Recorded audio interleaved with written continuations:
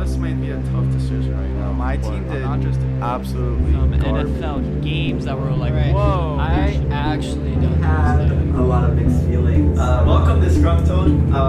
We have another guest here on the Legal Domains. Ooh. Sit down. There you go. You have to do your 3 as well. My 3? Yes. Your 3. Oh yeah, my 3. You're so unprepared. Well, I was setting up the tripod and. No, that's what I'm saying. You should have Oh yeah. saved some time after you set it up before we started recording. I forgot about. There, we can talk. Caleb, and then this one. My account's bolded. Bolded. And then. Why is it? And then wait, which one? And then this one. Yeah, there you go. See, now I know my 3. Are you sure? Yeah. No going back. Yeah. I feel like you didn't look at this very well. I did. Did I? I think I did. Yeah. Yeah. I definitely did. You chose the least interesting games. Yeah, but it's the ones that I know the most about. All right. Let's get into it. And I want to talk about the most. So we got welcome to episode 115. And we are going to be currently going over the week 9 predictions that we had last week. I beat Titus by 1 prediction. Remember, I guess you can see it on the screen now, but yeah, we had a lot of disputes this week, and I went 9-4 and he went 8-5. But let's start off with the Eagles and Texans game. This is one of the few games this year so far that I didn't pay attention to as much as I usually do. I was still paying attention to it, but my full attention was elsewhere. I was like 50% on watching the Eagles and 50% watching the Phillies get dismantled by the Astros. Rip to the Astros. Rip to the Phillies. They did not win the World Series, even though I was high. We were both high on the Phillies. Lies. Last week, I was high on the Phillies. No, you weren't. It was just after we lost the 3. During the podcast, I was relatively joyous, I feel.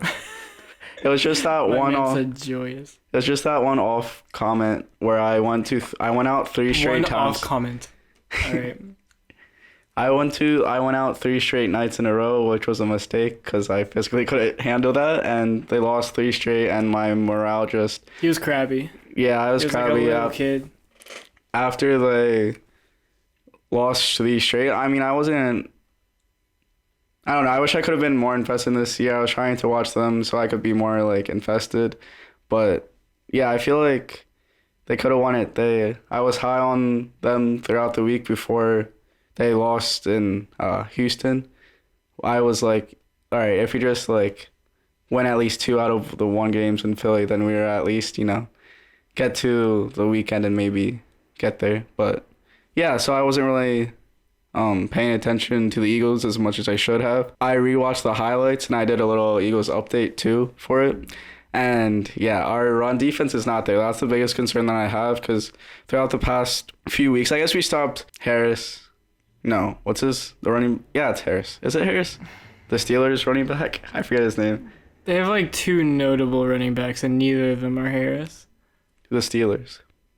The Steelers? Why are we talking about the Steelers? No, because I was saying that the past couple of weeks our run defense hasn't been it. But then I was like, I guess we did stop the Steelers running back. I'm talking about Najee Harris. Yeah, Najee Harris. We did stop him, but he wasn't really performing that well. But I was going to further explain that we couldn't stop Pierce to save our life because he was running all over us. He had 139 yards, and that's the main concern the past couple of weeks.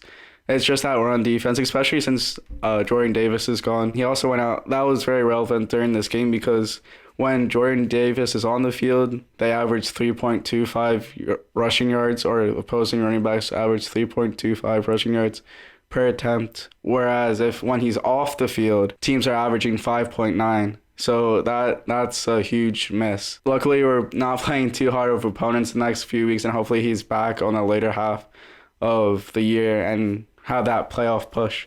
So hopefully we will be able to stop the running backs. But Jalen Hurts played incredible. He did what he needed to do. I mean, that was a bad fumble. There was a few times from what I could tell, he had a couple bad throws, but other than that, he played flawless. He had 2 touchdowns. A.J. Brown got another touchdown. Dallas Goedert is the Yak King.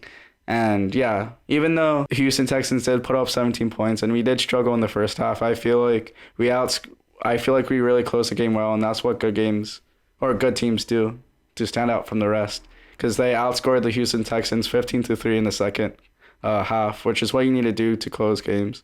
And yeah, the defense played lights out, and yeah, it's just an exciting team to watch. And even, I mean, it's like we still played an NFL team, and NFL teams are still going to score. I'm not too pressed on it, but it was one of our sloppiest first halves that we had this year. I guess we're just not used to teams being that close, especially someone as bad as the Houston Texans. But I mean, I guess we have been getting off with slow starts, because the Jacksonville game and the Steelers game, Jacksonville went out 14-0 against us. And then we were tied with the Steelers, but we bounced back, and that's just how you have to make adjustments in this league, and the Eagles are doing that. But that was a really long rant.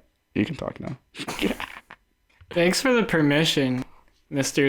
Disgruntled. Brandon Cooks was out as well, so I was surprised they scored. They were very efficient early. I guess I'm not so surprised they scored overall, but the efficiency early was pretty frightening, because yeah, some of those guys shouldn't have been that open, I feel. I don't know. I think defense needs to play all 4 quarters, and it's like the Philadelphia Eagles have like the best peak at defense and offense, but I feel like they don't always play all 4 quarters very well, and they kind of depend on the other team making mistakes like last half of the game, and that's kind of what happened to Houston. But also Houston's a 1-5-1 team, and now it's 1-6-1, and I think the Eagles need to step up a little bit more. Yeah, especially since they've had a pretty long run of playing some meh teams, some very questionable football players and coaches and play calling and all that shit. So yeah, I think once they start facing those big time opponents, which you might have to wait until the playoffs for that to even happen, it might be scary, because just such a long drought of not playing those good teams and kind of getting complacent and depending on those mistakes and not playing all 4 quarters, or not playing super efficient all 4 quarters, I should say.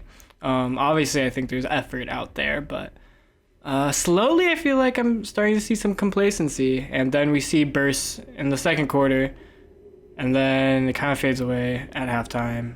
Like, they just close it out, whatever, no big deal. But I don't see like games like what I saw with like the Bengals versus Carolina, where it was just a pretty long sustained effort overall, even though they did bench their starters towards the end. Who else had a really good like sustained game? I guess both Miami and Chicago kind of went down to the wire.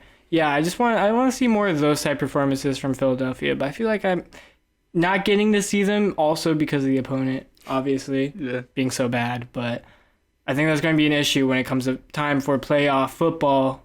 The Eagles not having that recent experience. It's going to be rough. I have a feeling that we're going to lose in the first or second round, because I feel like we are going to get the first round bye, just because of how easy the NFC is. And I feel like we're like 2 games ahead of the Vikings, because we have that tiebreaker with them.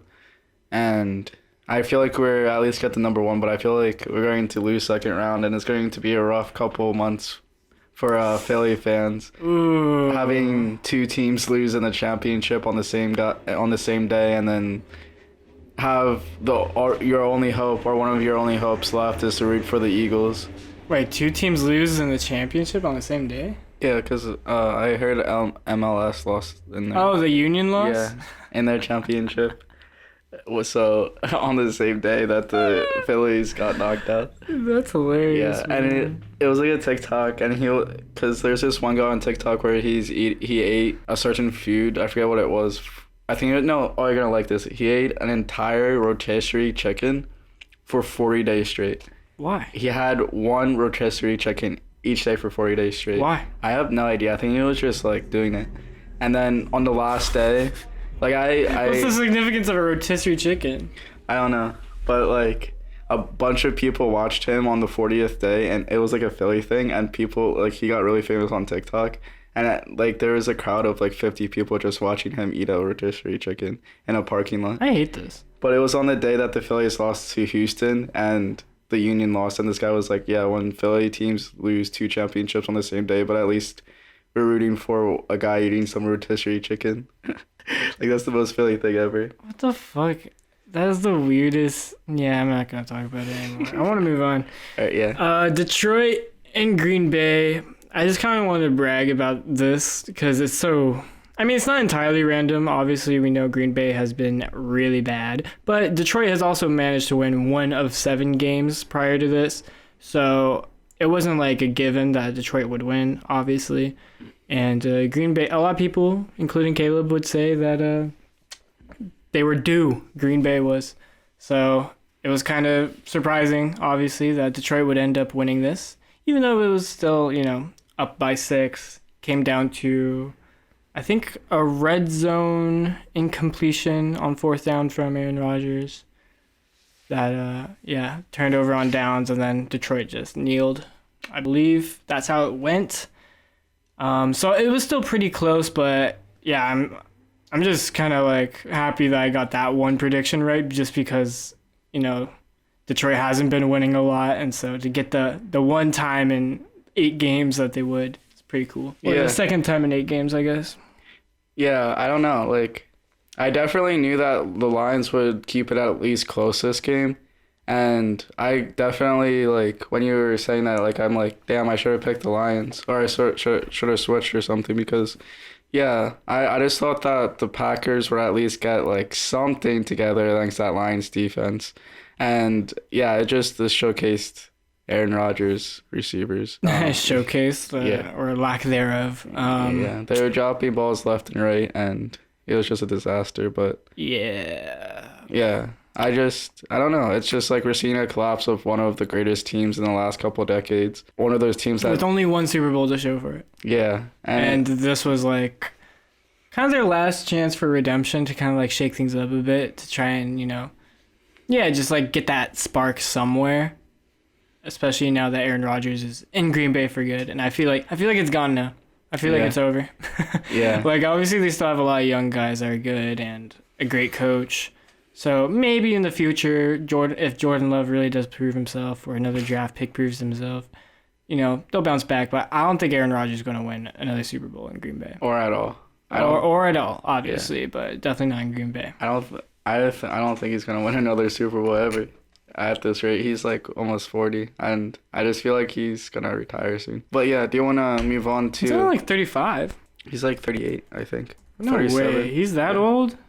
Pretty He is sure. 38. Wow, Yeah. I thought he was way younger. Yeah, so he only got maybe like 3 years in them. I mean, I don't think he... Probably just 2. Yeah, because I think he may have the ability to play longer, but I think he just doesn't want to play as long as Tom Brady. Yeah. Because I remember him saying that. That's psychotic. Yeah. Play as long as Tom Brady's playing. It literally tore his family apart. Yeah, I don't know. Yeah, I don't know why you would like play that long. Honestly, that should have been the craziest thing that happened this season. Tom Brady getting divorced just so he wouldn't have to retire and could keep playing football. Wait. I think that should have been the headline of the season, but instead we move on to the Colts. Yeah. Wait. And the weirdest thing that happened this season. But do you want to say something more before we move on? Was that confirmed that was the reason why they got divorced, was because he... The timing is too... Oh, okay. Like, Okay. it's kind of just obvious. Yeah. Yeah. Like, why else? You know what I mean? Why else would you just, like, retire, then unretire, and then get divorced in the same offseason? It just... Yeah. It matches up way too well. I knew it matched up perfectly. I just didn't know if it was, like, confirmed. But, okay. I'm sorry for getting a little sidetracked there, but I just didn't know. But, yeah. Obviously, it's a little speculation, but in the same way that, like, people say, how scientists say gravity is only a theory because we can't see it. It's like, well, it lines up too well, you know what I mean? Yeah, let's move on to the Colts and the Patriots. I am so glad this happened. This specific result in the Patriots-Colts game, I did not watch a single snap of it because I was too busy with a prior obligation, a prior commitment. And I'm so glad it lined up this way because I wanted them to lose here. I predicted Patriots would win. I wanted them to lose so bad that the Colts were forced to do something within their personnel outside of, blaming the quarterback like we have been the past 3 years, and Rivers and then Wentz and then now Ryan. At this point, we have Ellinger, who I think has been fine. He hasn't been phenomenal, obviously, but he's been fine. It shouldn't have gone this way. It's obviously the offensive line that is struggling, and it's the most paid offensive line in the entire league. It's just up to the point of this particular football result, the Colts had the weirdest season of all time still. Mm-hmm. Like, it was already like such a weird season. Maybe I shouldn't say of all time, but still so incredibly underwhelming, and yet also just such a spectacular failure that it's just one for the history books. I mean, yeah, so as far as the actual game goes, defense for the Patriots played really well. I think in the first quarter, the Colts had like -2 yards. Nice. And the Patriots are not good. They're not a good team as far as like offensively goes, but they just had the field position battle the whole way through because the Colts couldn't do shit. And so I think the Colts defense is like Super Bowl ready. They just need an offense to match them. You know what I mean? I genuinely believe this. As far as like DeForest Buckner and Stephon Gilmore, like they chose to be here. Like they really did. Like obviously DeForest Buckner got traded, but then he signed an extension. And like they all chose to be here. They wanted to be here. And then this shit just like fell apart. And I can only just like sympathize for them. That is such a terrible way for this all to like come together. Like Kenny Moore and Darius Leonard and everyone involved on that defense, they don't deserve this. And there's a lot of defenses around the league that I can say the same for. We'll talk about the Titans later. But at the end of the day, I think the Colts are just such an interesting team because they are such a dramatic and hilarious failure. And I'm fine with it at this point. I have like mourned it over the season at first because, I really like Jonathan Taylor. I really like people like Pittman and Quentin Nelson. There's a lot of people on the offense I really like. I used to really like Matt Ryan. I mean, not to say I don't anymore, but just because he's not like playing for us anymore, I kind of use past tense. I mourned the fact that I'm like, are they ever going to see the playoffs on this team, or will they want to get traded away first? Like, that's what I'm thinking at this point. I feel like Michael Pittman, if we rebuild the right way, is probably like the only guy on this offense I could see remaining on this team if we go through a full rebuild. Like, he's the only one who I would imagine, like, okay, he's young enough, he's a wide receiver, so that position could last a long time. You would want to keep him to build that rapport with a really good quarterback that we would draft, And then I look at the defense and offense, I'm like, everyone else is disposable at this point. As good as they are, like, let's try to reap in all the value we can get and rebuild. How much do you want to bet that Howie Roseman made a offer to one of the Colts guys, like Darius Leonard or like? Oh yeah, for sure. Eagles were involved with the Nyheim Hines discussions, and then Bills won it.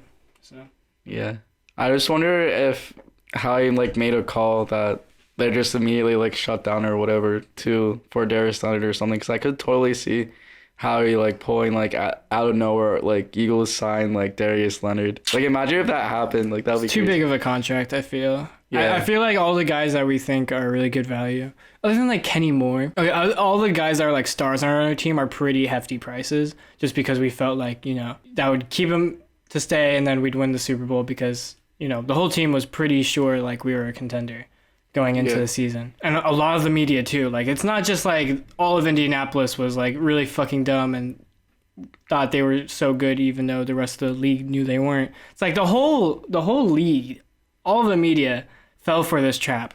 And then we all failed really. And so these are the impressions leading up to the biggest, weirdest news of the entire season in my mind. The most unprecedented thing to happen to this franchise since Luck, which is also happens to be the most unprecedented thing to happen in this league in the past decade. Yeah, I feel like that Andrew Luck retiring was the start of this weirdness for the Colts, I feel. And before that, it was fucking Josh McDaniels Oh yeah, I do remember that. just last second saying, nah, I don't want to be coach anymore. It's really been just ever since Peyton Manning has retired. Or got that injury and then left for the Broncos. Ever since then, Colts franchise has just been weird. We had a lot of weird luck. We just had a lot of weird shit. Then it's just like the cherry on top for this season. Honestly, I think it was really building up to something. I just never knew what it was because it seemed like every week it was something, right? It's like, oh, we blame the kicker. We could have won the Texans game if Rodrigo Blankenship just hit like a fucking chip shot. You know what I mean? It's like, okay, so replace the kicker. Nice. And then it gets to the point where we have to bench Matt Ryan, and then it gets to the point where we have to fire offensive coordinator, and now it's fire Frank Reich, and like on Twitter for a whole hour. It only took an hour for the second piece of the news to break. All of the Colts Twitter was just like, oh, I wonder who it could be, you know? Like, who's going to step up to be interim? It's probably going to be like Gus Bradley. He has head coaching experience, you know? Yeah. The defense is the only good part of this team anyway, so yeah, that makes sense.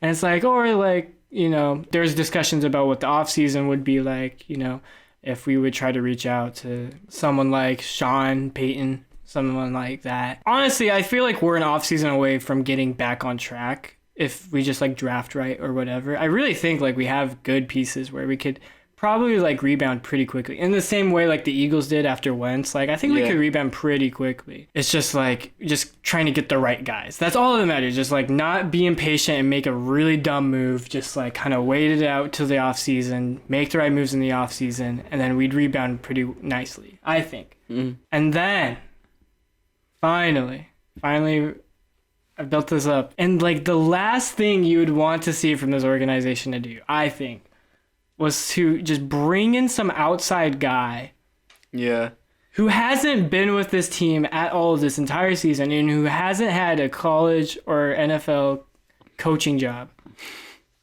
ever. He's been on TV. That has been his like post NFL like career. He has been on TV as an ESPN analyst, and I think he did like briefly coach a Christian academy, like a high school or something like that.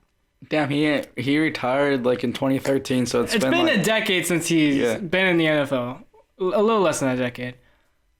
That's obviously crazy. He's like an amazing, one of the best players to ever play for the organization, right? Jeff Saturday. I think I haven't said his name yet. But Jeff Saturday, it's just the craziest thing. And like I'm reading all these reports. I was watching all like the TV analysis. And I just feel like everyone is just at a loss for words. Like, just have no idea how to respond to any of it. And, like, a lot of things have come out about, like, okay, this is why the NFL is so bad, because a lot of these minority coaches would never get such a jump into an NFL head coaching job. You know, they have to, like, climb the ranks with such, like, with such a grind through working their way up the ladder, and then this guy, just because he like is all friendly with the billionaire, all of a sudden just can take a job.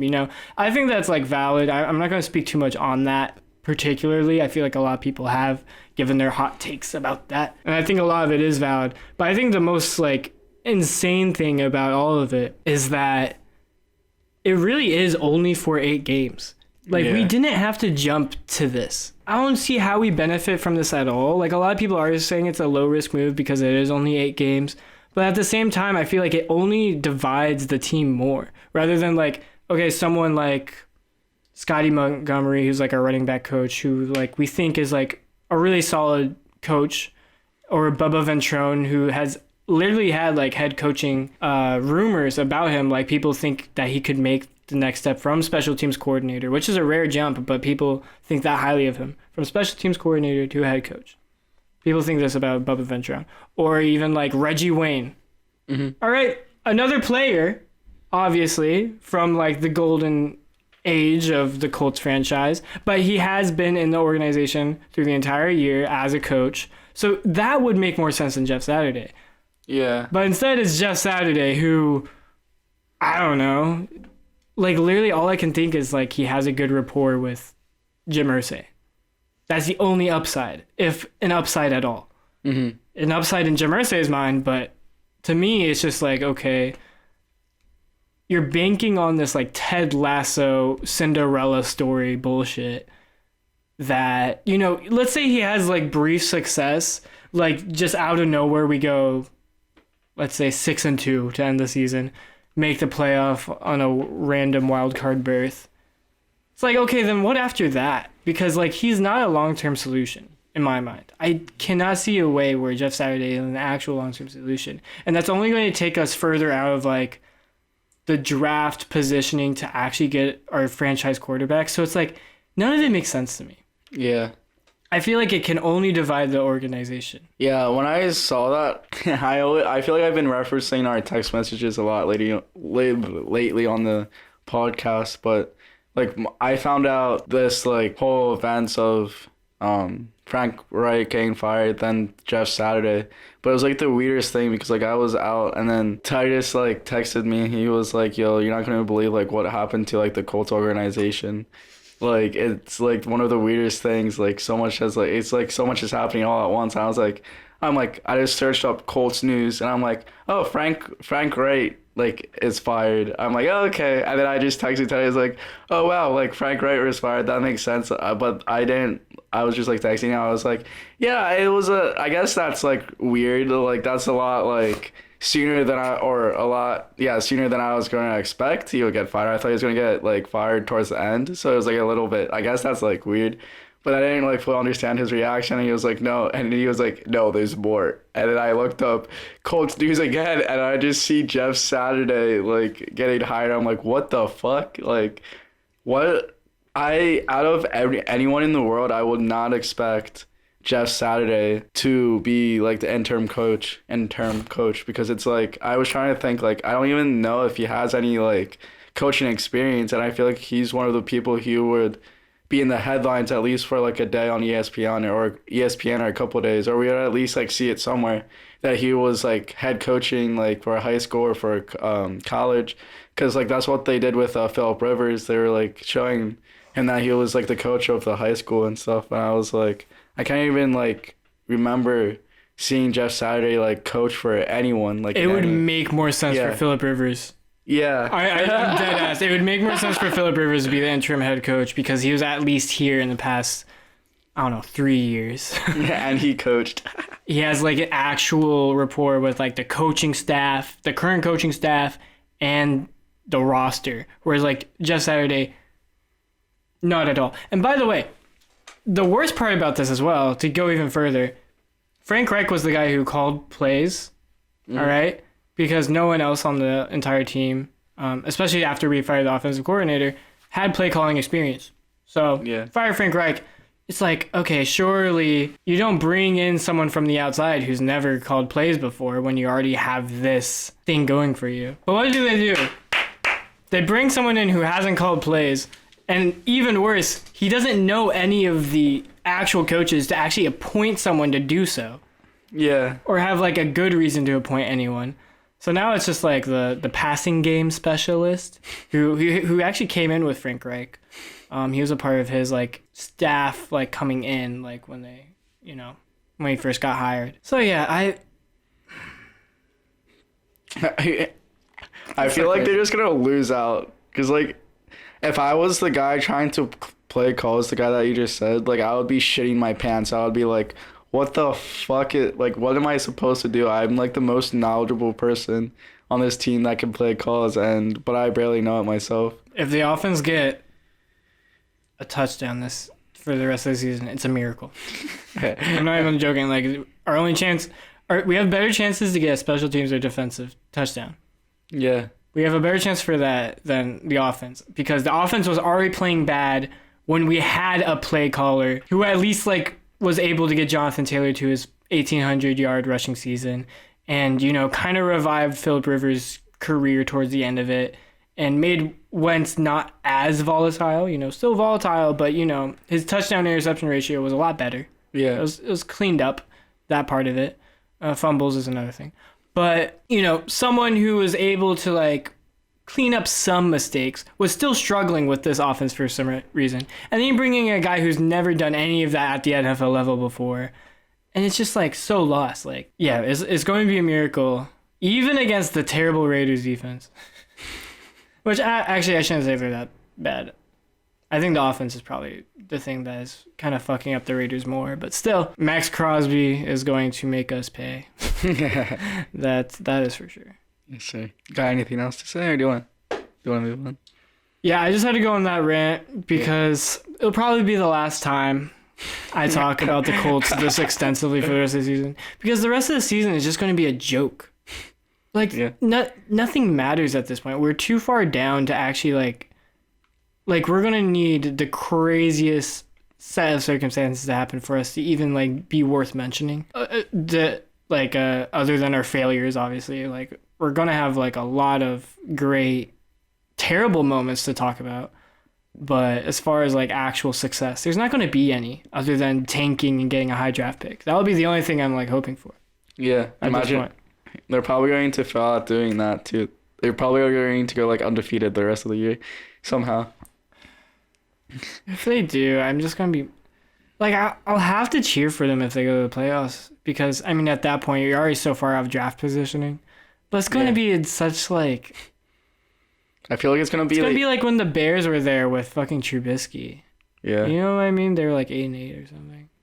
I feel like it's going to be like the Eagles last year, where they just got destroyed by the Buccaneers. Like, they fucking tripped into the playoffs. Or Washington with Heineke. Yeah. Oh my god, it's gonna be like one of those. I'm not gonna like it. I don't think anyone's gonna like it. Yeah. Do you wanna talk about Miami and Chicago? Yeah, sure. I mean, high scoring game, good on Chicago. Justin Fields on a tear. Yeah. But so is Tyreek Hill. Yeah, I just wanted to bring up Justin Fields and Tyreek Hill because I think Tyreek Hill is on like pace for like 2,000 yards or whatever. And Jalen Waddle is like on pace for like 1,600 yards, which is absurd to have like that combination. And then Tyreek Hill too broke his. Let me just look up Tyreek Hill's stats because he broke his streak of the pattern that we were saying.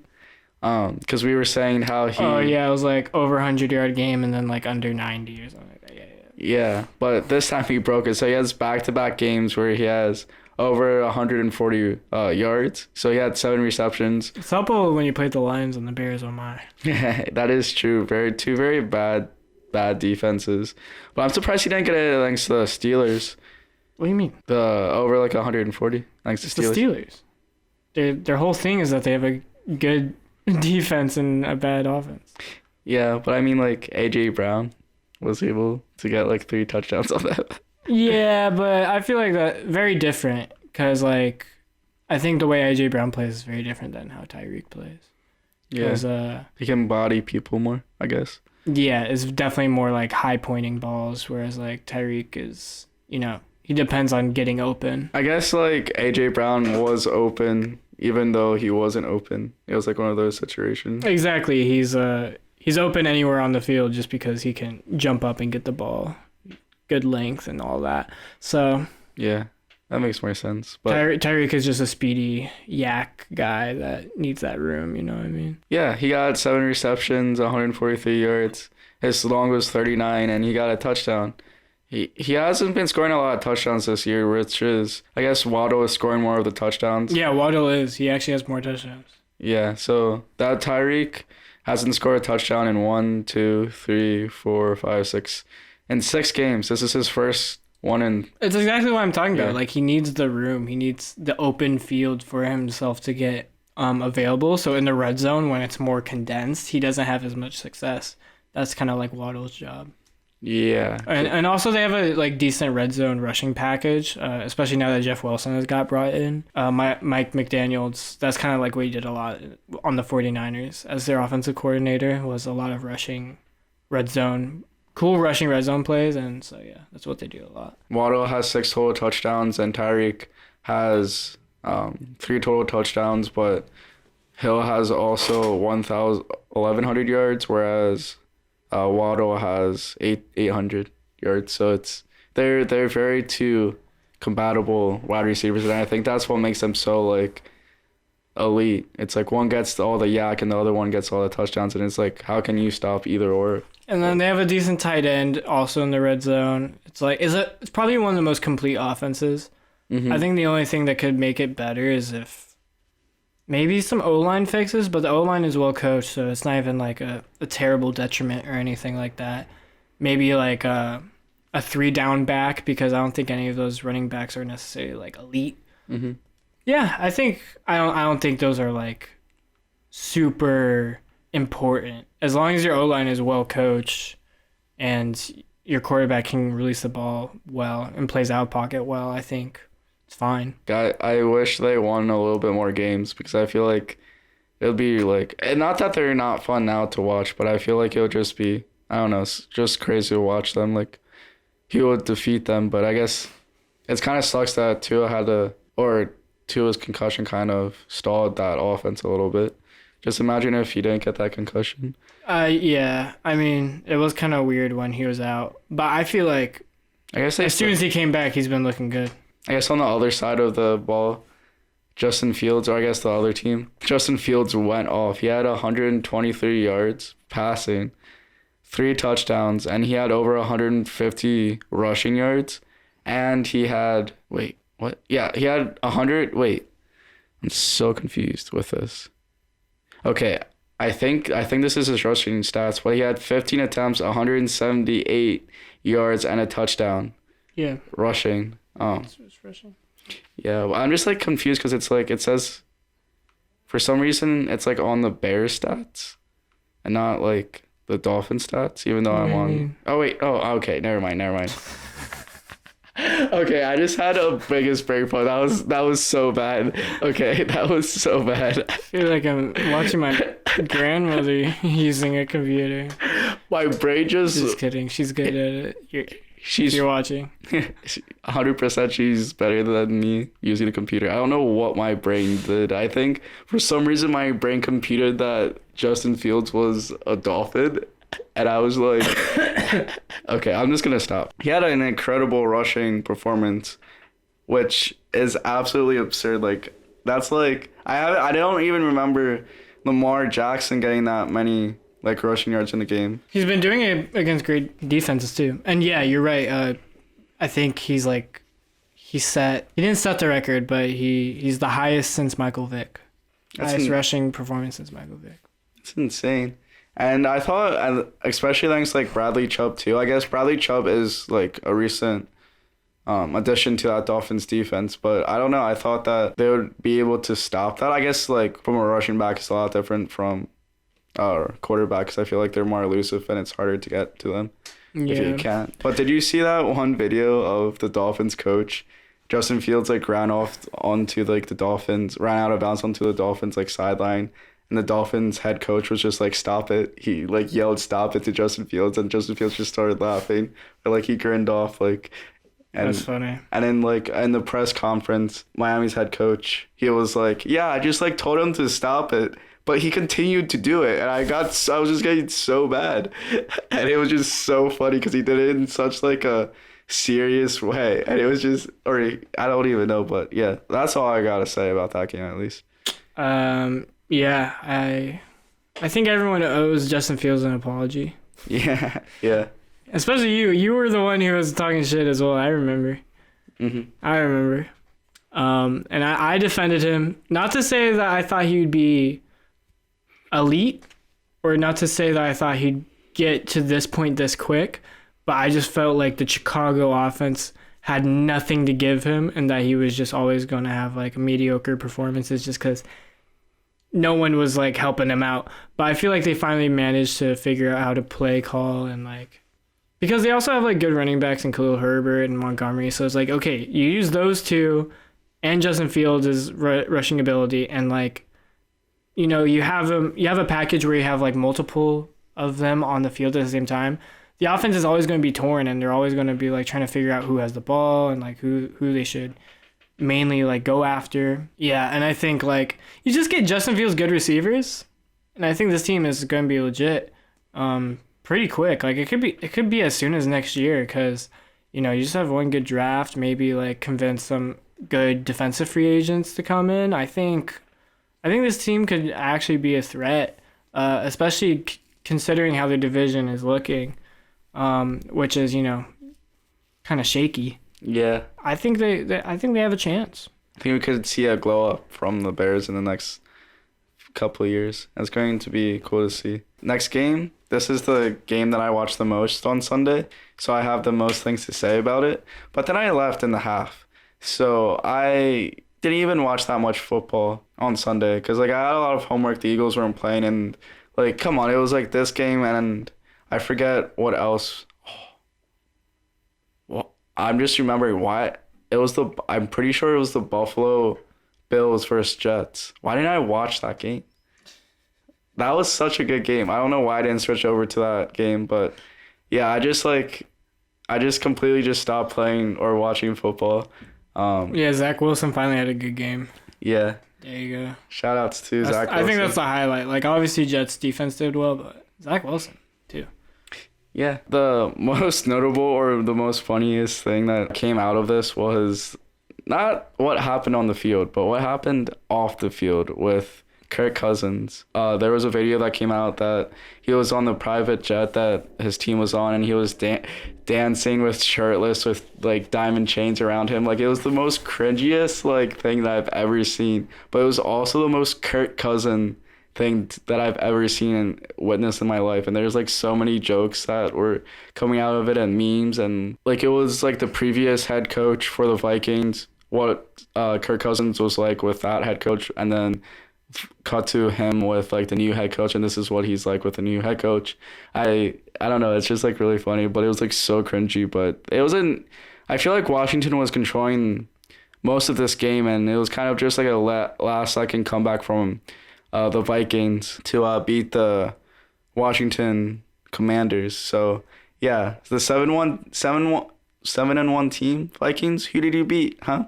You almost lost to Washington. Who did you beat? You beat you fucking worthless pieces of shit. What the fuck? Why do you hate the Vikings so much? There's no need to hate the Vikings. I just want people to get off of the Eagles' back for not beating anyone. Who did they beat? I guess they beat the Dolphins. Without Tua, though. Without Tua. I'm pretty sure. Literally, they beat the same caliber teams that the Eagles did. I guess I haven't really been paying attention to the Vikings, so I don't know what their critique is. They'll play the Bills, though. We'll get a better gauge of how good they are. And then they play the Cowboys. Oof, that's a bad. Yeah, but Cowboys are... Yeah, they're trash. Yeah, I don't know. I didn't really have too much to say on this. That's good. I hate hearing you talk. Jesus Christ. That's why I have you talk most of the time. Let's talk about the Chiefs-Titans game, because I remember before this game, Trey Tyler, our good friend and roommate, he was down bad in fantasy. He was like, I kind of only have Derrick Henry left. And I was like, you have Derrick Henry. What are you mad about? And he was like, yeah, but the Chiefs, it's against the Chiefs. They're pretty good. And I'm just like, Chiefs' defense isn't that legit. I'm being honest. I think it could be a close game. And he's like, you're crazy. And I was like, no, seriously. I'm pretty sure Derrick Henry will have a decent game. And then Derrick Henry got I think a 2 touchdowns. In the first half? Trey ended up winning his fantasy. Mm-hmm. Chiefs defense could not stop that run, but what they were able to get away with was stopping their receivers. And this is why I forgot that the Titans receivers make me have faith in the Colts offense. Because if it can be that bad, then sometimes I think to myself, the Colts can't be that bad. And then I watch our offensive line again, and I'm like, never mind. But at least our receivers aren't that bad. The Titans used to say that we had the worst receivers in the entire division. Mm-hmm.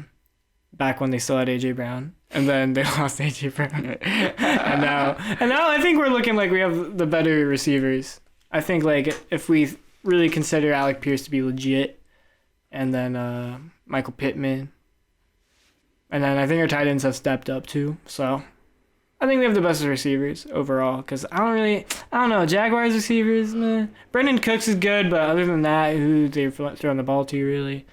yeah, that's kind of how I feel. Yeah, that Titans team is Garbage. not garbage. Not garbage. Like I said earlier, they have a Super Bowl bound defense team. Yeah. Defense, I should just say. Their defense is solid. And the coaching is great. That coach gets every ounce out of their players. All right, Mike Vrabel, shoutouts. Like, there's so much to actually love about this team, and as a Colts fan, that's hard to say. But it's true. They have a great defense. They have a great coach. Great run game. But good God, is that offense, like, just completely incapable of having a decent passing game. Like, it might be worse than the Colts. That's all I'm saying. Even considering your offensive line, it might be. It's crazy what the receiving core, especially this year just highlighted how important receivers actually are for your team. And without them, then you can't really do anything in this league. Even if you have a top Super Bowl or a Super Bowl bound defense and like offensive player of the year and Derrick Henry, and like he's one of those running backs where like people considered him for MVP. Like he's one of those like elite. Just a couple of years ago. Yeah, just a couple of years ago. Like it's crazy that you can have that many pieces, but if you just don't have wide receivers and quarterback is also an issue. Obviously, Malik Willis is young, but yeah, he's not looking too good. Yeah, I feel like that is really what's been separating a lot of teams, like the contenders from the pretenders, is just like having a good passing offense. So important. I saw a meme where it was like all of these like star receivers going to like different places and succeeding, and their like quarterback succeeding as well, and then you just cut to Derek Carr, and it's like even with like arguably one of the best receivers in the league right now, he can't even do anything, and he's just like, it's so funny because like Tyreek Hill to like the Dolphins, he's exploding, and Tua's exploding. AJ Brown to like the Eagles, they're exploding. Right, Devontae Adams is still doing good though. Yeah, he's still doing amazing, but he's getting a good amount of Devontae Adams. It's just everywhere else. yeah. Struggles. But yeah, it's just crazy. Do you want to move on to the MVP race? Yeah, let's talk about the MVP race really quick. Because I don't think the developments have been crazy. Like a little bit. Something that Caleb would be excited about for sure. But we're going to have to wait to get there. Let's talk about the two defensive stars that I think should be worth noting before we talk about the quarterbacks. One of them was already on here before, Sauce Gardner. After playing the Bills, Saucy boy, holding them to 17, I just feel like he has to come back on here. And I mean, this is a rookie doing this. It's insane. He's leading the league. He's leading the league in passes defense, 13. He has 2 interceptions, 3 tackles for a loss, a quarterback hit, and 54.9 passer rating allowed. 54.9. That's insane. Josh Allen has basically like 100 passer rating, right? Mm-hmm. Even fucking who else is on here? Even at least Lamar Jackson has a 93, even though it hasn't been the greatest passing season for him. Sauce Gardner has been holding people to 54.9 when passing to him. It's insane. Then we got Matt Judon, who is first in sacks at 11.5. This is literally only because of the Colts game. For reference, Zadarius Smith last week was leading the league in sacks with 8.5. And now the leading sacker is at 11.5. So it went from the lead being 8.5 to 11.5, and it's not the same person. So that closed the game, really gave Judon the jump on the competition. He's also first in sack yards and tied for 4th in tackles for a loss, 10. Both of them I feel like are worth noting. Then we have Tyreek Hill, who 76 receptions already. God damn. Like, first what in the fuck? all-purpose yards, so he's beating out all the fucking running backs in all-purpose yards, just from receiving yards, basically. And yeah, has 76 receptions, 100 targets, and 48 first downs, all leading the league. Tyreek Hill has been on this list every week, though, so I mean, you know how I feel about him right now, and how happy I am that he's on my fantasy. Derrick Henry, though, despite the loss, I still have him at number 1 because he now is leading the league in rushing yards with 870, whereas last week he was at 3rd. And he's leading in attempts. He's 2nd in touchdowns, very close to 1st in touchdowns. Only Nick Chubb is beating him out in a lot of these categories. And he's got 7 big runs. I don't know what ESPN means by that. It's some ESPN stat. It's just big. I don't, like, give me a metric, bro. Like, give me a numeric value. I think that might be 20 plus, I think. All right. Derrick Henry has 7 20-plus yard rushing attempts. I'm not 100% certain by that, but I believe that's what it is. And then as far as quarterbacks, we have Lamar Jackson, who had a weird win against New Orleans. I don't think it was very convincing, and I'm honestly getting to the point where I don't even know if he belongs on this list, but I'm still keeping him here because of that 635-yard rushing on the season. Derrick Henry is 870. He's only down like 200, and he has half the attempts. So, yeah. There's that. Justin Herbert, I had to tank him a little. Despite the win against Atlanta, I just don't think he's been playing as good as Tua Tagovailoa, who, is still down some games from the rest of the quarterbacks, but he still leads in passer rating and average yards per completion. Still a very efficient passer. Pretty decent volume. Not really turning the ball over at all. Just only 3 interceptions, which, the only quarterback doing better is Jalen Hurts. Then only above him is Geno Smith. He's got the most accurate passing game in the league right now, like at 74%, which at this point in the season is insane. It's not just like an exceptional run of games like some of these quarterbacks get at the very early part of the season. It's like he's been able to sustain it to the halfway point is where we're at now. So that's crazy. Through 9 games, yeah, it's insane. Also, really high passer rating. Then Joe Burrow is at number 4. I have him over Geno Smith just because he's been scoring a lot more and has more of a volume than Geno Smith. The efficiency may not be there, but also, by the way, he's been doing it without Jamar Chase on the field, at least this last one, in a 42-point win over Carolina. Whereas, like, last week when they lost, we were talking about how much they were missing Jamar Chase. I don't know about that anymore. Joe Burrow seems fine. Or maybe it's just Joe Mixon running it all over the place. But hey, man, Joe Mixon... He had a receiving touchdown in there, I think. A couple of receiving touchdowns. Yeah, but... Fuck Joe Mixon, actually. I think Burrow was driving the ball pretty well down the field in order to set Mixon up a lot of the time, so... Yeah, I think the balance is very important when you're missing Jamar Chase. Definitely wasn't like a super dominating game from Joe Burrow alone, but shout out to Mixon, obviously. Probably one of the, I guess, best. I would say this is the best rushing game of the season. Yeah. Out of any running back, I would say like Joe Mixon had the best game. He had 55 fantasy points, which is absurd. Crazy. But sorry, Josh Allen. No longer tied for first. He was holding first for a while as well. Then it was just tied. And now he's not even in top 2. He's at 3 because of that Jets loss. He was not looking good. His accuracy has fallen quite a bit. It's now only above Lamar Jackson's. It's at 64%. He has 8 interceptions. Ugh. More than anyone else. And 2 fumbles, by the way. Fumbles lost, that is. Obviously, the volume's great. We love it. The scoring's great. We love it. There's a lot there that's still going great for Josh Allen. Don't get me wrong. But it's just not as efficient anymore. It really isn't. Mm-mm. It's not as provocative. You know whose is provocative, though? Shout out to Patrick Mahomes. Still leading in passing touchdowns with 21. Wild. Passing yards, 2,605. Wild. So, yeah.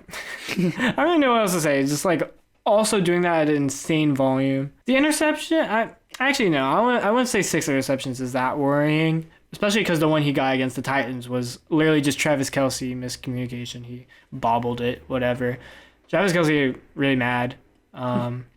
He was furious on New Heights after that. And I bet. I was thinking about that. Like, he probably has a lot to say because he did not have a good game at all. Mm-hmm. Even that was still like probably the best tight end performance in the league. Because like his worst is like every other tight end's best. Yeah. You know what I mean? Like that's how highly we think of Travis Kelce and how important he is to this team post Tyreek Hill. Yes, most definitely. Whereas when the Colts did that against him, when he was struggling against the Colts, we ended up winning. Titans couldn't close it out. Fuck you, Titans. And you want to know why? It's because we have the better receiver. I stay shitting on the Titans, man. I just at any point I have to bring it up. You know, I also probably show more love to them than any other Colts fan. yeah. Pretty remarkable. They're the Cowboys of the AFC. Oh yeah.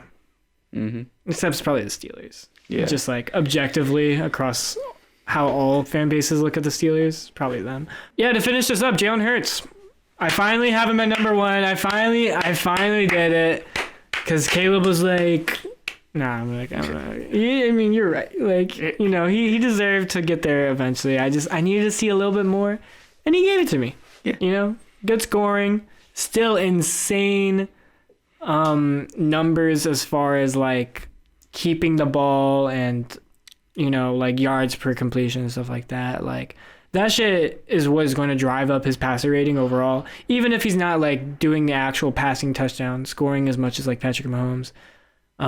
Their red zone rushing is so insane that I don't think they need that, obviously. And Jalen Hurts puts them in such great position overall.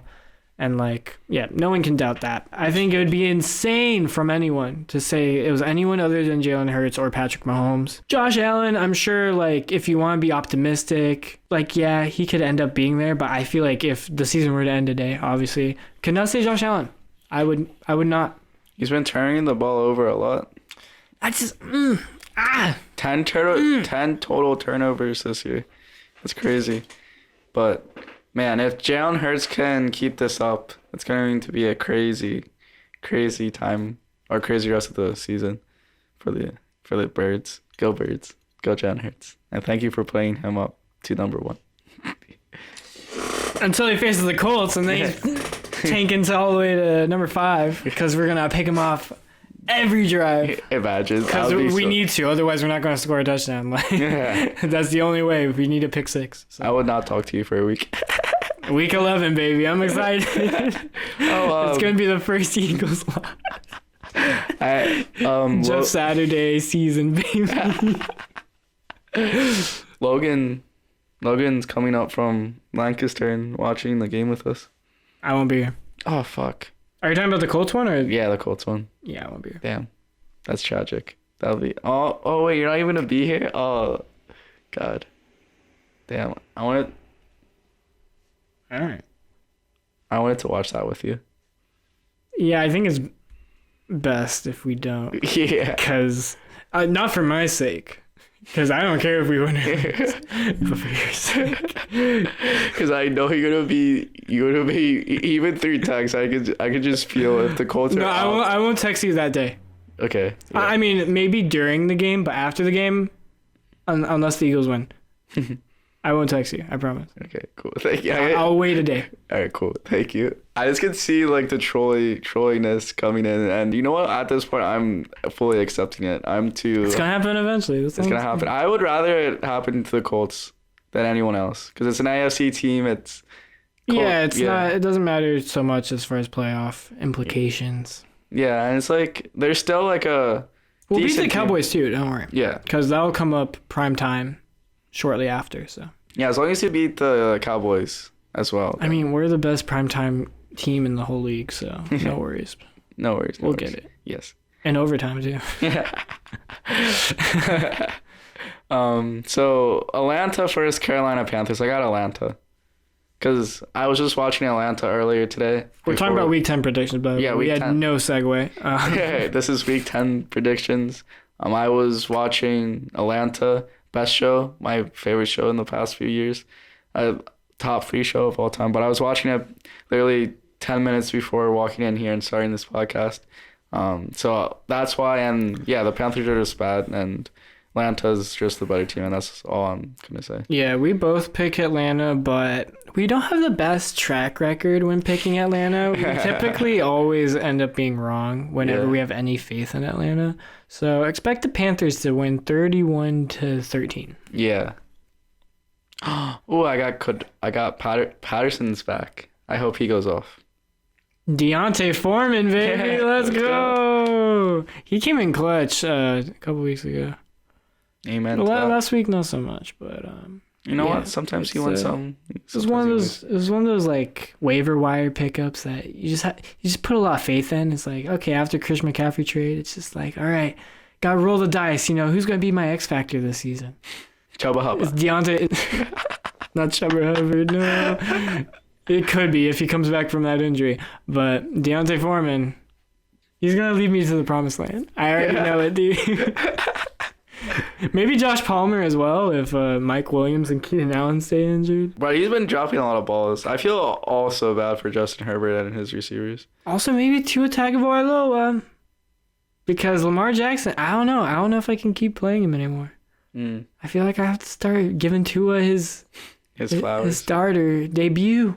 Ooh. Because Lamar Jackson has his bye this week, so I mean I have to anyways. But I mean, depending on what Tua does this week, I don't know if I'm going to be swapping him back out week 11. I don't know. Ooh. Lamar Jackson hasn't been showing up. Tua season, baby.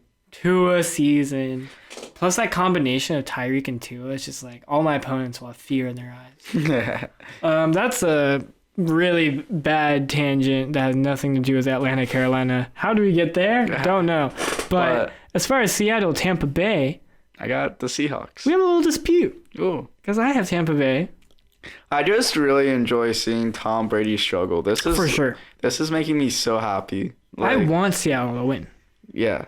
I just, this is going to be one of the tougher opponents for Seattle. It's really going to test Geno Smith because of that Tampa Bay defense. And I can see the Buccaneers winning this one too. It was kind of a coin flip, but I'm hot on the Geno Smith and the Seahawks on that train. So I'm excited to see them play and win. And yeah. I don't know, man. And Walker too, I guess. Walker's going to struggle against that defense, but if he starts going, no stopping him. I don't know, man. I worry because Tom Brady he didn't seem like he was really loving football to start the year.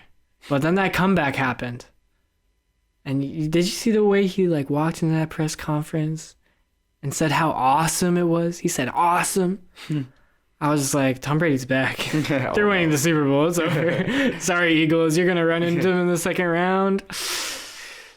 I'm going to be so pissed at the Eagles. 5 touchdowns from Tom Brady. That's all I'm saying.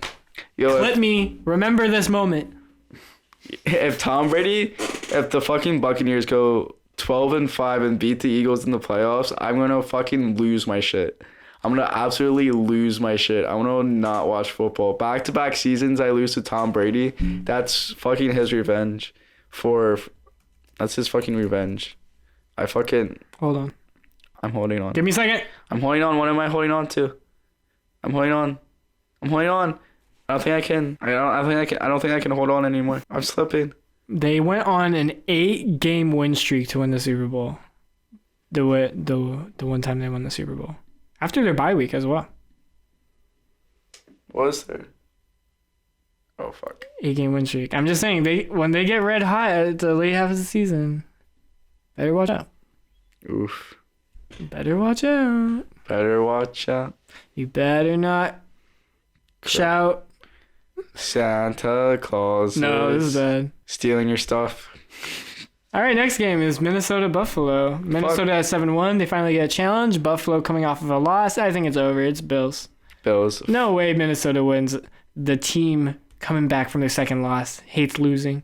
Minnesota just got off an airplane with a really weird Kirk Cousins moment. I think the bad vibes are in the air. Watching that video, I thought I was in a fever dream. Fuck Kirk Cousins. Fuck the Vikings. You're fucking going down. I'm tired of this Kirk Cousins effect. I don't even know. There's literally no effect. Everyone views on it. But yeah, I don't know. I feel like Josh Allen has a vengeance and little chip on his shoulder, and I feel like this could be a domination, kind of like how the Eagles dominated the Vikings. I feel like it's going to be in a similar capacity. Nah, I don't think it'll be dominant. I think it'll be close. I want it to be close. Then the Eagles are going to be like, see, we destroyed the Vikings. And Buffalo Bills could not. So we're definitely superior. What are you typing?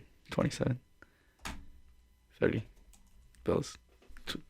Oh, that's my prediction. 27-20. Bills. I like that score. Little medium scoring. Then we have the Chicago Bears 3-6 versus the Detroit Lions 2-6. I got the Bears. Me too. Fields is on something. He's been doing really good the past 3 games coming up to this, and I just don't think he's gonna be stopped. And against really good defenses. I mean, we looked at what he did to the Patriots, putting up 30 plus against them. He faces the Lions now. Who? Okay, It's over. This isn't my. This could be like 49-3. Yeah. No, I'll give more love to the Detroit Lions as far as offense goes. 49-13. Ooh, damn. Okay, this is in my other fantasy league, so you can answer this. Do I put Justin Fields in for this game over Jalen Hurts? No, Jalen Hurts. Okay. I was hoping you'd say Fields just to make it a little spicy, but yeah, I think Hurts is definitely the right answer. I feel like against Washington. Yeah, but it's Fields against the Lions. Yeah, but it's Jalen Hurts. Yeah, that is true. MVP, dude. Come on. Stay true to the Eagles, man. Come on. I hate to see that. Yeah. I mean, I want to hear you say that shit. I think Jalen Hurts is going to have an amazing game. I just think... Then bet on it. Put your money where your mouth is. I just think fantasy-wise, Fields is going to have more points than Hurts. Still. I don't like it. Well, I don't know. I just feel like Washington is a better team than the Lions, and I feel like I don't like it. Jalen Hurts is probably going to... The game that he had with the Lions... You can't bench Jalen Hurts without, like, a reason for it, is my thing. No, my reason is because Justin Fields is playing the Lions, and the Eagles are playing Washington, and I feel like Lions' defense is worse than Washington's defense, and yeah. No. I just feel like there's more possibility of an explosive game out of Fields than Hurts. Wow. Because I feel... You're saying Jalen Hurts is washed. You're putting words in my mouth.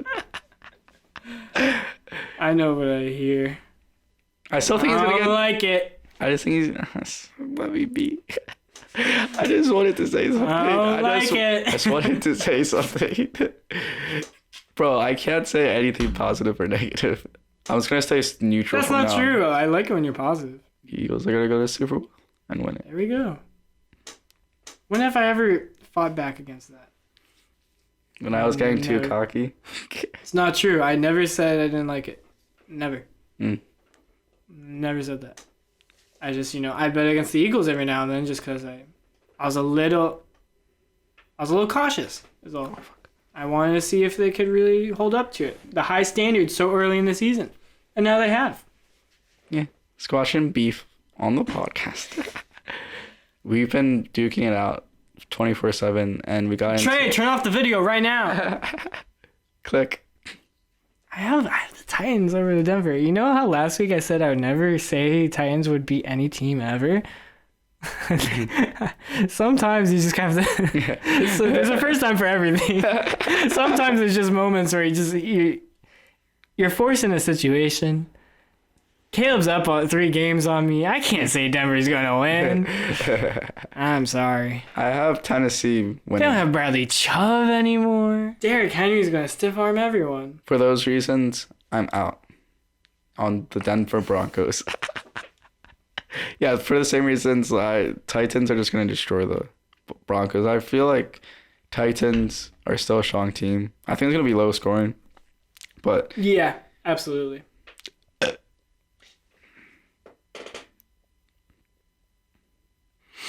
I'm waiting. 17-6. I like that score. You know what? I like this little predicting the score thing. What made you start predicting the scores? The Bills game. So yeah, next game is Chiefs versus Jaguars. I got the Chiefs. I'm not going to do back-to-back choosing divisional opponents. Fuck that. Give me the Chiefs all day. Ain't no way, Jackson. 56-0. Yes. Imagine if it's 56-0, I will give you $5.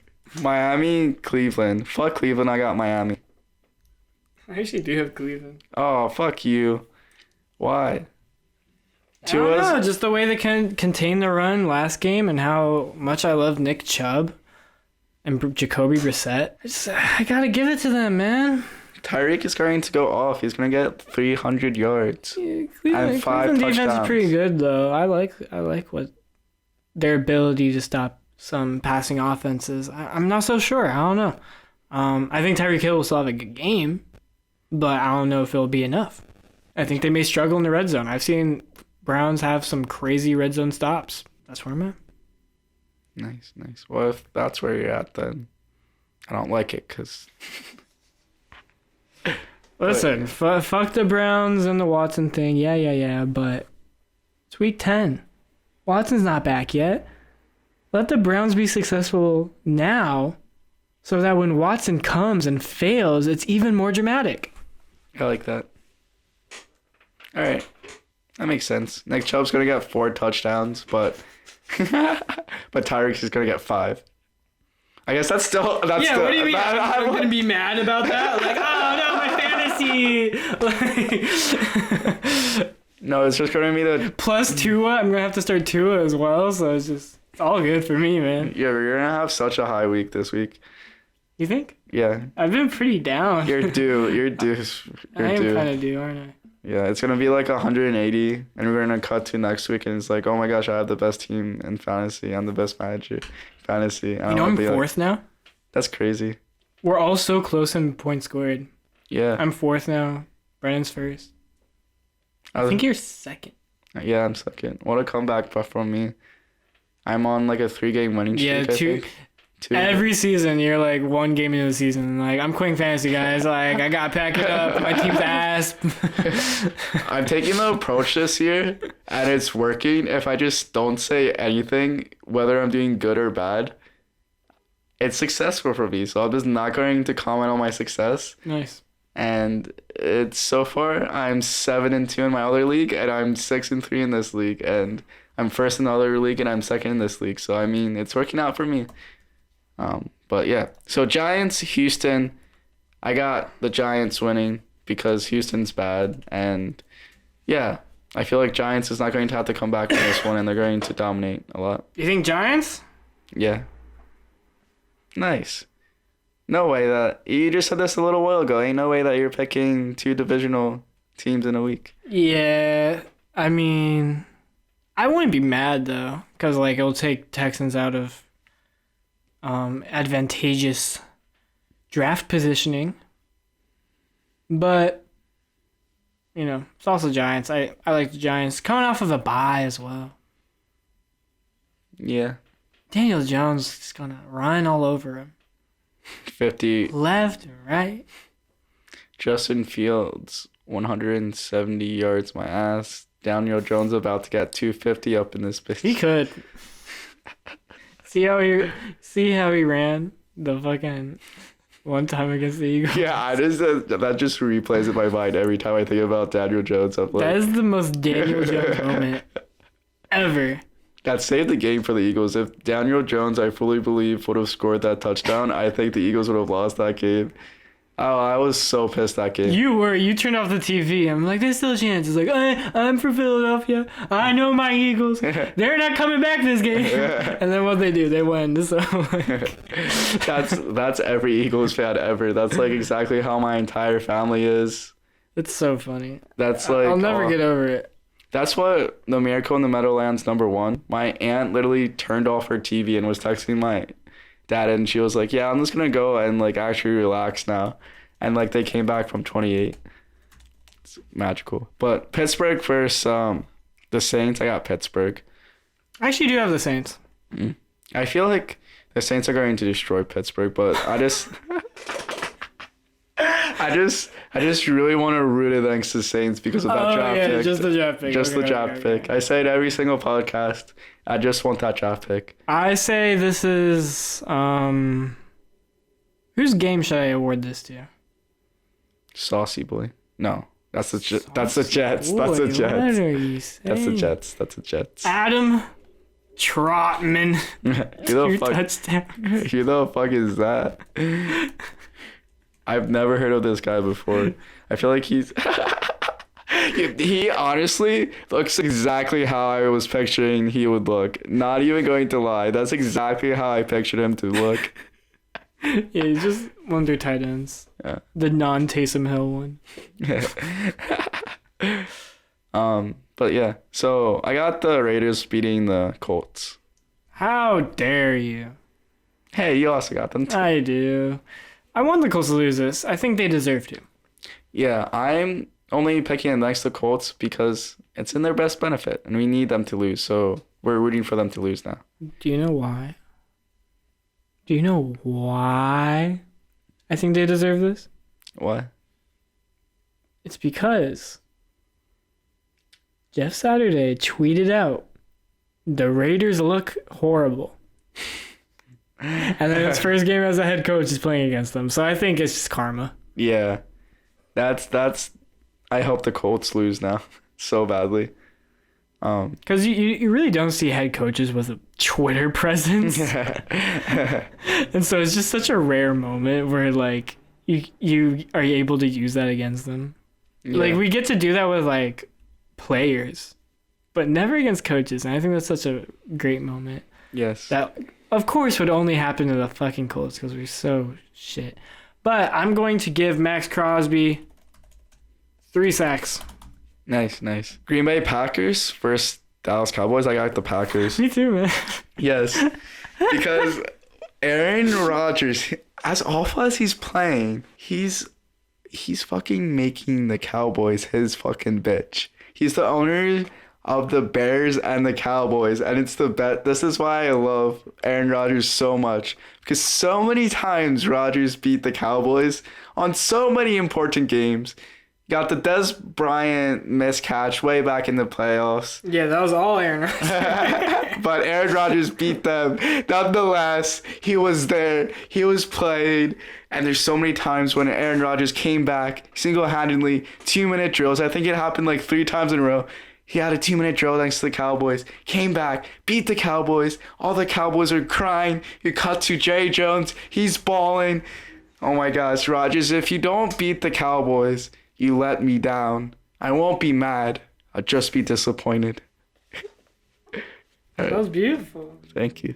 Wow. Very passionate. I chose this because I think Aaron Jones will have a game of a lifetime. Yes, please. Maybe A.J. Dillon, throw him in there. Why not?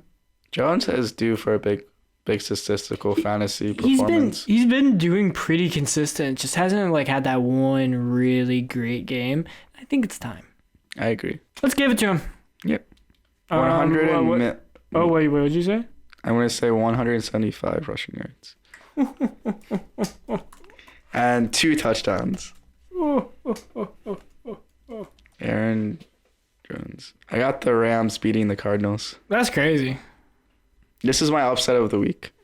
I also have it. How's that an upset? Like, neither of these teams against each other is an upset. They're just both bad, and one of them has to win, I guess. Unless they tie. Imagine they tie. I would not be shocked, honestly, if they tied. It wouldn't be the first divisional game This year. that tied. It wouldn't be the first between 2 teams that are very underwhelming. It wouldn't be the first where 2 teams with a quarterback that is now on a new team despite playing majority of their career on another team. You know what I'm talking about? So why not? Let's get a tie. Yeah, I agree with you. If you know what, let the audience figure out what he meant by that out for yourselves. I think it's pretty obvious, but Colts Texans. Yeah. So yeah, I don't know. This was honestly a coin flip. I think Murray is going to underperform. So I think, you know, I just think What's the stat line? that his COD stat line is probably going to be like his best game is probably 40 kills, 3 deaths. All right. The new COD came out. I think he's just going to be too distracted to play football. Amen, brother. San Francisco versus the Los Angeles Chargers. I got San Francisco. Me too. I think Chargers have been underwhelming, other than like Austin Eckler. Shout out to him. Best fantasy pickup I've ever had.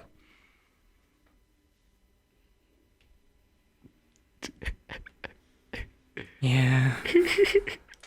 I have lost too many games this season against him Yeah. because I refused in any league to take him. I just felt like surely Justin Herbert will have too much volume for him to be a fantasy threat. And here we are. Justin Herbert with the most attempts and completions in the whole league. And yet Austin Eckler still managed to be a great fantasy running back. Yes. Never before did I think this would happen. He literally tweeted out and he's like, I'm there for the fantasy owners. And ever since he said that, he's my most favorite pickup of all time. Did he say that? Yeah. He's literally was like, I try to get as many fantasy points as possible. And he literally has been helping fans in fantasy leagues. And in the beginning of this year, he was literally drafting himself in everyone's first round picks. Like people would be like, yo, who should I pick? He's like, let me do it for you. And he picked. Why would you ask someone that? Who's a player? It's like, oh, who should I pick? Jonathan Taylor? I have the first overall. Jonathan Taylor would never be like, oh, Christian McCaffrey, I'm due for like a really bad season. Like that would never happen, you know? That is Eckler, true. like obviously. But like he's made it a point to try to rack up as many points as possible in fantasy for fantasy owners. Wow. But Philadelphia versus Washington. Birds are gonna win. Come on. I'm not surprised if you have Washington. I will not be surprised. Disappointed? Oh well, you do have. I'm obviously going to choose the Eagles so that when they play the Colts next week, we can be their first loss, not Washington. That makes sense. That's what I want. Yes. Even though I did say a couple weeks ago, or maybe it was just last week, that it would be pretty fitting if it came to Washington in prime time, just so everyone could laugh at the Eagles. Yeah. Especially Heineke as well. I think it comes together pretty well. But I'm going to hold out hope that the Colts can do it instead. And this is at the Eagles' home. This is at the Link. So I feel like we destroyed them when we went to their home field, and we're going to destroy So them. they'll do it to you. No. We're going to destroy them that much more. Because I don't know. I feel like we always do good on Monday or prime time. We're a really good prime time team. And this just reminds me of the 2010 Eagles versus Washington game when Vic and Shady went absolutely off. And the final score was like 58-28. And you know why this is also important? Even though Carson Wentz is not playing, I think that was one of the first times we played against Donovan McNabb.